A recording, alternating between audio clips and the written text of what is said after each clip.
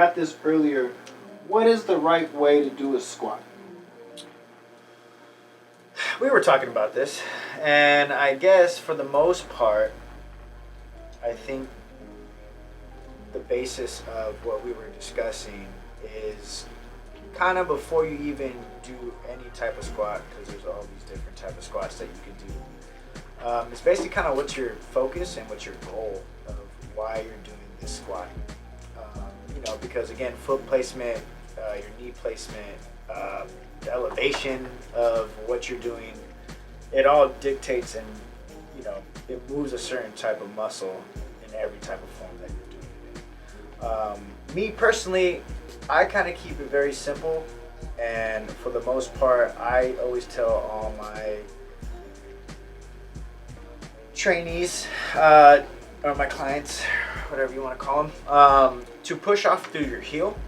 That is the biggest thing. I don't like the knees going past the front of your toes when you're kind of squatting down. I try to have them focus as if they were like sitting down in a seat as much as possible.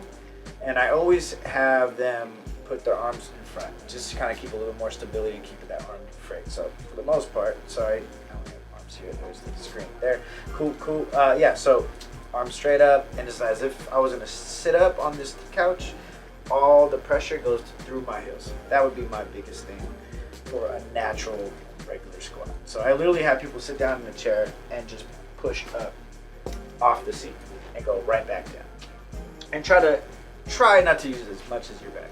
But you will lean a little bit forward, but for the most part, it's just concentrating on getting that balance through the heel. I would have to agree. That's one of the most basic exercises you go through, and kind of a lot of like geriatric and elderly patients that are like just working on literally standing and walking is getting out of a chair. It's called difficult. A sit-to-stand. There's an objective measure that's like very followed. It's called a 30-second sit-to-stand. How many times you can get up and down from like a chair with 90-degree bend in your knee within 30 seconds. So that's a real thing.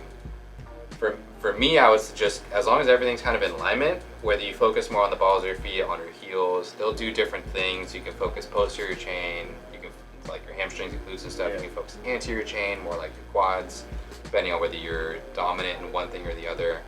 It would be very, very case specific.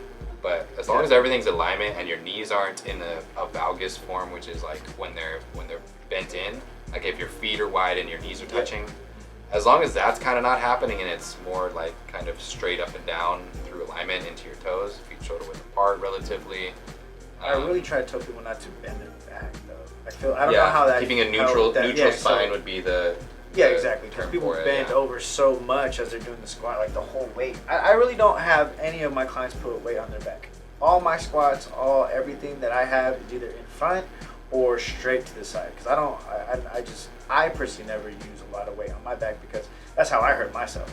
So ever since then, I just kind of worked out more dumbbell strength and just maybe more grip. It just requires more grip, but it's been safer for me, and especially because I play so much basketball that I can't have it wear and tear because I already have enough. Yeah, I love that. As for a lot of people, especially getting older, you're going to have disc problems regardless.